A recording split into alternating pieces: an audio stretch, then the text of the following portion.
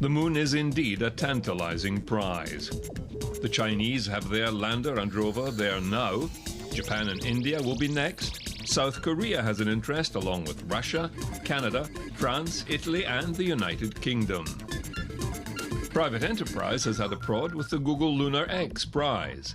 The $30 million prize pales beside the glory of being the first private company to land a robot on the moon and to explore at least 500 meters and transmit high-definition images back to Earth. So far, there are 4 hot contenders. The Barcelona Moon Team, a consortium of companies headed by Galactic Suite Design. Their interests lie in space technology and industry with a strong focus on tourism. Penn State Lunar Lion Team. Faculty and students are developing a spacecraft to land on the moon, then lift off again and relocate to fulfill the prize requirements. Moon Express is a group of space and Silicon Valley entrepreneurs looking to mine the moon for its valuable resources like platinum, titanium, and the rare isotope helium-3. Finally, Astrobotic Technology, a Pennsylvania-based company with support from other companies including Alcoa and Caterpillar. They have already reserved a launch on a SpaceX Falcon 9 launch vehicle. Getting to the moon is one thing, staying there is another.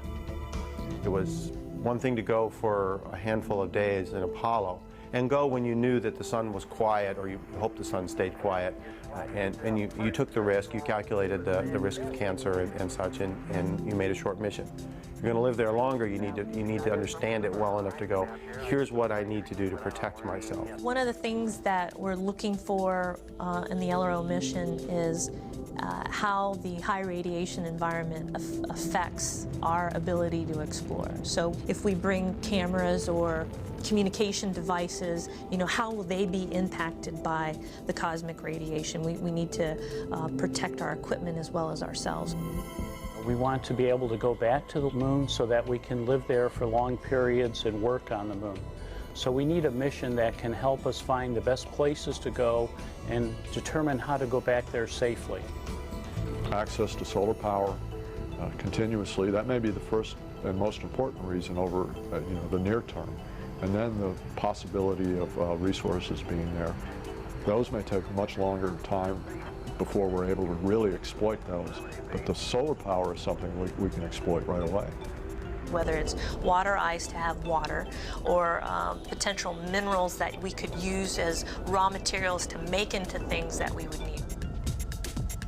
All the major players have designed and planned many varieties of lunar bases. NASA, ESA and private contractors have concepts on the drawing board. As more information comes in from the lunar satellites on the environment, resources and dangers of cosmic radiation, these plans evolve.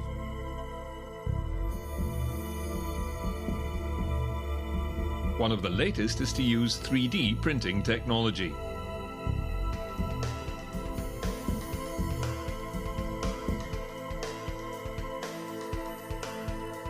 With all the challenges and difficulties, many have made firm commitments to establishing bases within 10 to 15 years.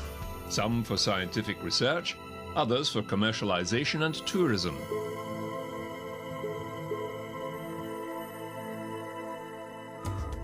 Some would choose not to send test pilots and scientists, but stewardesses and sommeliers.